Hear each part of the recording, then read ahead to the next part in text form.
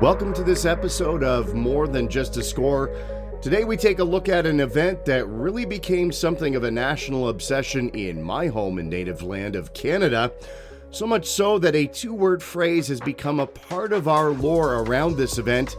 We're taking a look at the men's ice hockey tournament at the 2002 Salt Lake City Olympics and one Lucky Loonie that might have helped propel Canada to a long-awaited gold medal.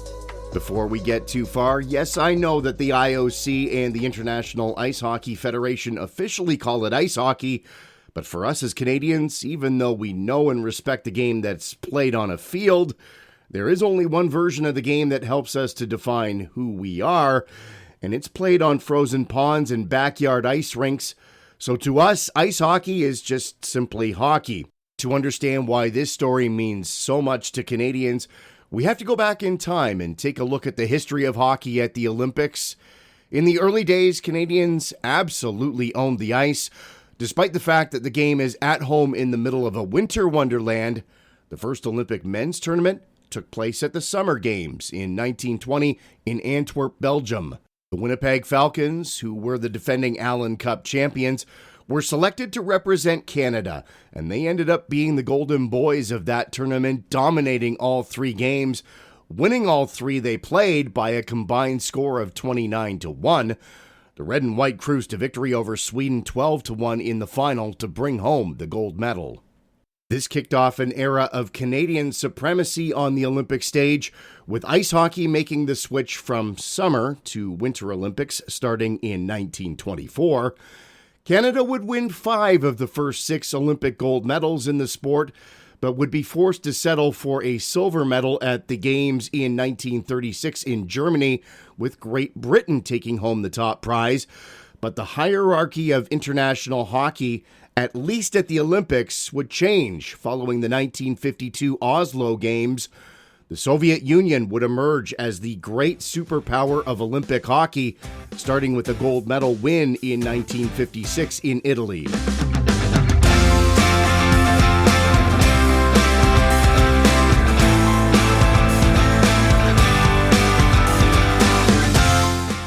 The Soviet Union entered Olympic competition in 1956 at Cortina, and their arrival reshaped the sport overnight. Built on a system that blurred the line between amateur and professional athletes, the Soviet team featured players who trained year-round in state-sponsored programs. Their style of play was also revolutionary. It placed an emphasis on speed, precision passing, conditioning, and strict team structure. This philosophy clashed with the rugged individualistic approach that was a hallmark of the game in Canada and the National Hockey League at the time. The Soviets winning the gold in their Olympic debut signaled the start of decades of dominance.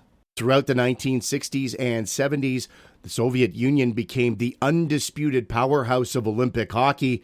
They captured gold medals in 1964, 68, 72, and 1976, dazzling audiences with their disciplined but fluid style. Stars like Vladislav Tretiak, Valery Harlamov, and Boris Mikhailov became icons of the international game. Meanwhile, Canada struggled to deal with the rigid Olympic eligibility rules that kept professionals off of the Olympic ice. Canada's best players were ineligible to compete because they were all playing with NHL teams. The Soviets, on the other hand, fielded athletes who were technically amateurs, but were in essence full-time hockey players who trained and played year-round with the Central Red Army and national teams. The competing styles and cultures, against the backdrop of the Cold War, added emotional intensity to Olympic hockey. This tension reached its peak during the 1980 Winter Olympics in Lake Placid. That tournament produced one of the greatest upsets in sports history. 11 seconds. You've got 10 seconds. The countdown going on right now. Morrow up to Schultz. 5 seconds left in the game. Do you believe in miracles? Yes! Unbelievable. The United States squad, which was composed largely of plucky college players, faced the heavily favored Soviets in what became known as the Miracle on Ice. Led by head coach Herb Brooks, the Americans defeated the Soviets 4-3 in a stunning semifinal victory. That U.S. team went on to win the gold medal, and with it capturing the imagination of a nation and symbolizing hope during a turbulent political era. The Soviet Union would then take its place back on top of the podium, reclaiming dominance in the following years, winning gold again in 1984 and again in Calgary in 1988. Canada, a country that once held a firm grip on the title of the top hockey nation on earth, failed to even medal at the home games in '88. Olympic hockey was now a global showcase for elite talent outside of the NHL. European nations, particularly Sweden and Czechoslovakia, continued to grow as formidable competitors, regularly contending for medals and refining their own distinct styles of play. The early 90s brought enormous change to both global politics and hockey. The collapse of the Soviet Union in 1991 reshaped international competition. At the 1992 Albertville Olympics, the former Soviet players competed under the banner of the unified team and still managed to claim the gold medal, and hence demonstrating the lasting strength of their hockey system. But cracks were emerging, and a shift in the competition was on the horizon. 2 years later, at the 1994 Lillehammer Olympics, the international game reached a bit of a turning point. Sweden captured its first Olympic gold medal, knocking off Canada in a dramatic shootout. Swedish goaltender Tommy Salo and forward Peter Forsberg becoming heroes for the Trikrona, with Forsberg's iconic shootout goal symbolizing the growing parity in international hockey. Forsberg on the forehand. Forsberg. Whoa, that was sweet. Whoa. That was just like an NBA slam dunk competition. What a move there. Now, about the NBA, and you ask, what does the preeminent hoops league on the planet have to do with a story about hockey? Well, in 1992, the IOC opened the doors to superstar professional athletes performing on the Olympic stage, with the inclusion of NBA players competing in men's basketball at the Barcelona Olympics in 1992. That led to the creation of the U.S. Dream Team that dominated those games en route to the gold medal. That also set the stage for a seismic transformation to the men's ice hockey tournament at the Olympics.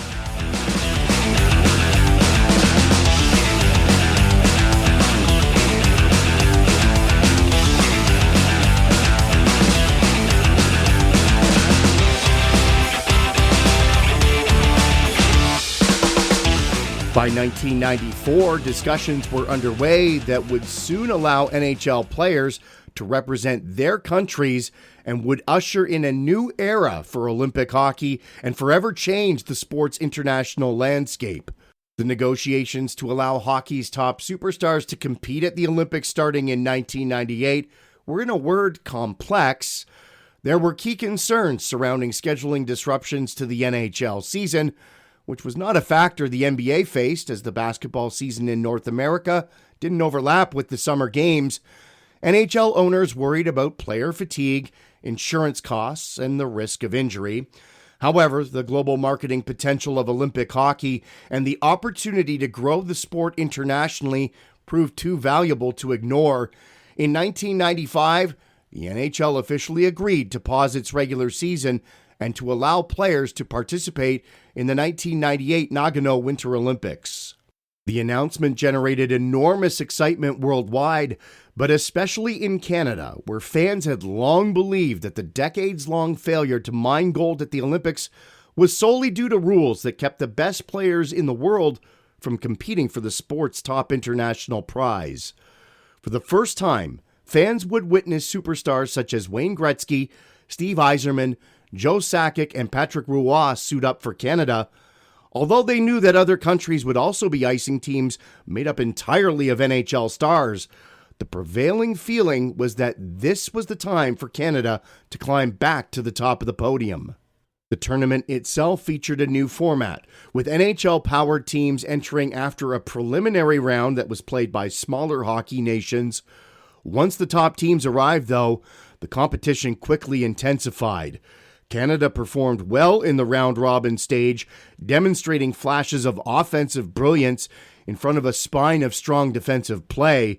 The pressure grew as Canada moved into the medal rounds, where a single mistake could shatter a golden dream. The Canadians advanced to the semifinals, where they faced a strong Czech Republic team that was anchored by superstar goaltender Dominik Hasek. That game developed into a tense defensive battle, with neither side giving an inch. Canada produced wave after wave of scoring chances, but ever the acrobat, Hasek delivered one of the greatest goaltending performances in Olympic hockey history. 60 minutes wasn't enough, and overtime settled nothing, so that forced the game onto the knife's edge of a shootout. What followed would become one of the most debated moments in Canadian hockey history. Head coach Mark Crawford selected his shooters, but Wayne Gretzky, hockey's most prolific offensive star and the sport's GOAT, was left on the bench and never called upon to take a shot. The Czech shooters converted their opportunities, while Canada were stonewalled by Hasek. So it's all down to Shanahan, the fifth and final shooter. The Canadians trail by one. They haven't scored a goal in this shootout. Hasek makes a save. The Czech Republic win it 2-1. So they get to fight in the gold-silver battle. The Canadians will have to settle the bronze game. The Czech Republic advanced to the final with the 2-1 victory. They would eventually win the gold medal. The Canadians, on the other hand, ended up leaving Japan stunned and empty-handed, dropping the bronze medal game to the Finns. The fallout in Canada was swift and emotional. Fans and media alike were quick with criticism and second-guessing. The decision not to use Gretzky in the shootout becoming a national controversy. Many questioned the coaching staff's choices, arguing that leaving the greatest scorer in hockey history on the bench during such a pivotal moment was unthinkable. Crawford, though, defended his decision by citing strategy and player readiness, but the debate would linger for years. That loss also sparked deeper reflection about team chemistry, coaching philosophy, and the challenge of building a cohesive national team from NHL superstars accustomed to different systems. While the tournament elevated Olympic hockey's global profile, it reminded Canadians that assembling talent didn't guarantee an easy ride to the gold or even a medal at all in such a competitive international hockey landscape. The disappointment in Nagano became a motivating force, planting the seeds for redemption that would come 4 years later in Salt Lake City.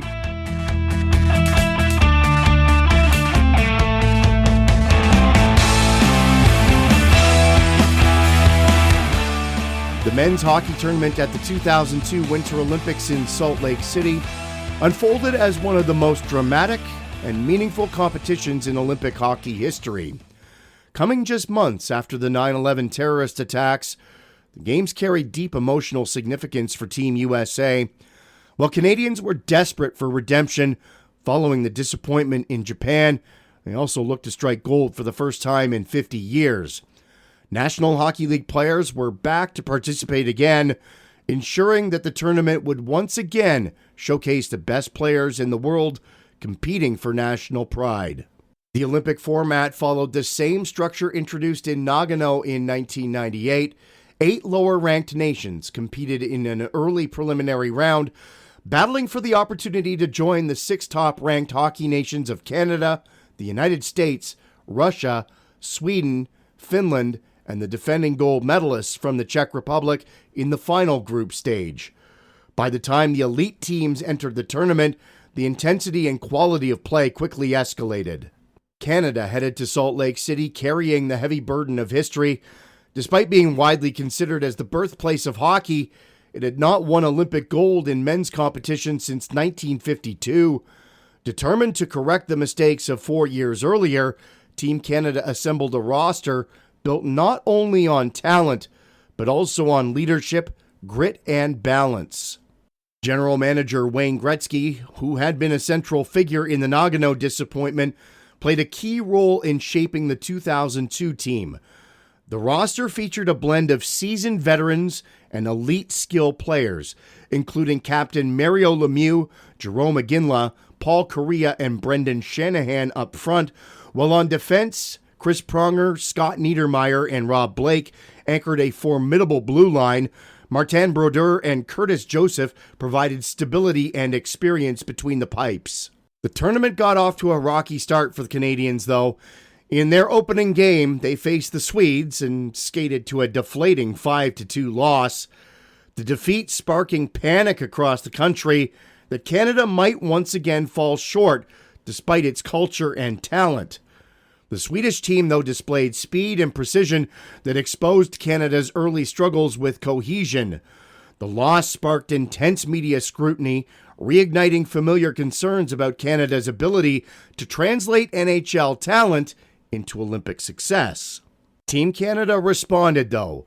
They regrouped and delivered better performances in their remaining preliminary round games by beating Germany and then skating to a draw in a heated rematch of the 1998 semifinal with the Czechs that had Gretzky fuming about perceived double standards working against the Canadians. Am I hot? Yeah, I'm hot. Because I'm tired of people taking shots at Canadian hockey. And when we do it, we're hooligans. And when Europeans do it, it's okay because they're not tough or they're not dirty. That's a crock of crap. Despite only getting a single point out of that game with the Czech Republic, Canada was able to secure its spot in the quarterfinals. Meanwhile, the United States emerged as one of the tournament's most compelling stories, playing on home ice for the first time since the Miracle on Ice gold medal in Lake Placid in 1980. The American team fed off of emotional crowd support, led by captain Chris Chelios and offensive superstars Brett Hull, Mike Modano, and Jeremy Roenick. The United States demonstrated resilience and strong team chemistry. Their performances stirred patriotic enthusiasm across the country as Olympic hockey became intertwined with national unity during a difficult period in American history. In the quarterfinals, Canada faced off against Finland, a nation known for its disciplined defensive play and elite goaltending. The game ended up being a turning point for the Canadians.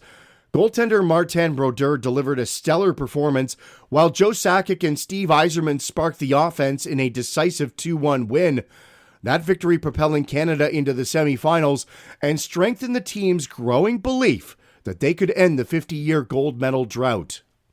The semifinal matchup against Belarus appeared, on paper, to favor Canada heavily, but the Belarusians had stunned Sweden in the quarterfinals in one of the tournament's biggest upsets, so Canada entered the semis determined to avoid a similar fate, and they delivered a dominant performance, bashing Belarus 7-1, the victory sending Canada to the gold medal game against the host nation.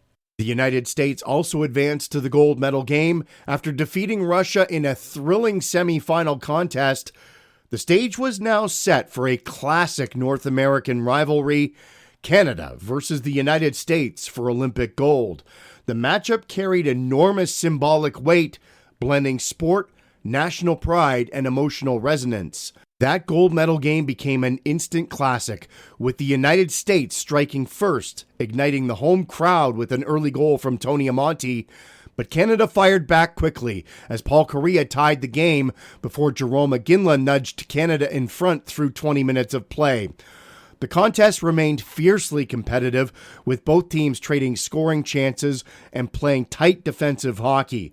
The turning point, though, coming in the second period when Joe Sakic scored late in the period to put Canada back on top after Brian Rafalski had tied the game. In the third period, the Canadians took control of the game with Iginla and Sakic both finding the back of the net to put the game and the gold medal on ice, en route to a 5-2 win. As the final horn sounded, Canadian players flooded the ice in celebration, ending a 50-year Olympic gold medal drought and securing one of the most meaningful victories in Canadian hockey history.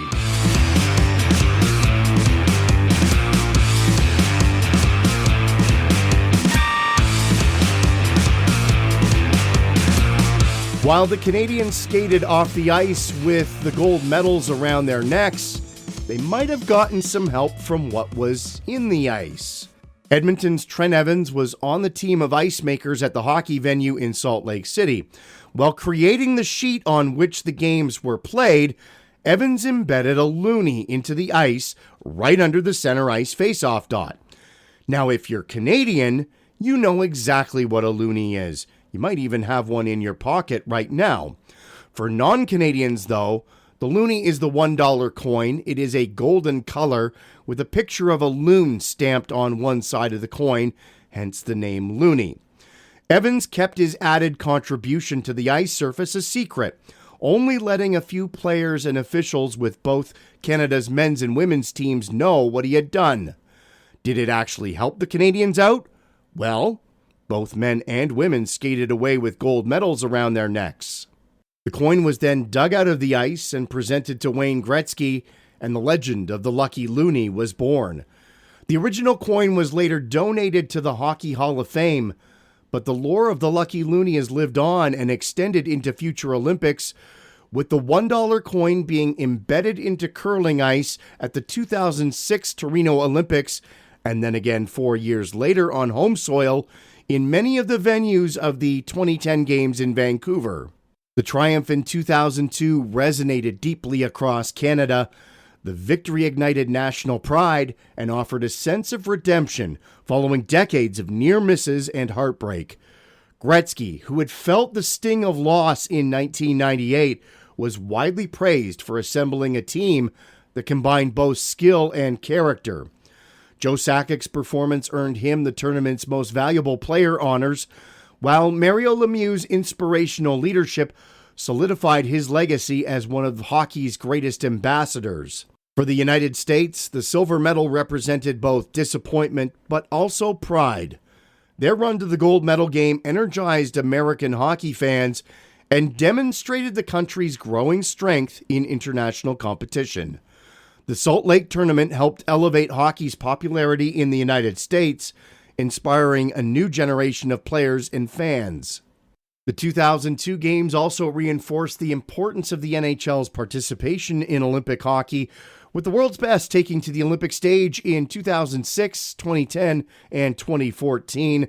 The level of competition, star power, and global attention surrounding the tournament elevated the sport's international profile. It also showcased the emotional intensity and cultural significance of Olympic hockey, proving that national representation could rival the passion of professional championships. Despite all of this, the NHL stepped away from the Olympics in 2018 and 2022 before returning for the 2026 Games in Italy. If you enjoyed this story and would like to hear more, be sure to like and subscribe to the show page. And if there are any stories that you'd like to learn more about, feel free to drop us a note in the comments or send an email to mtjascore@gmail.com. And be sure to join us again when we look for more than just a score.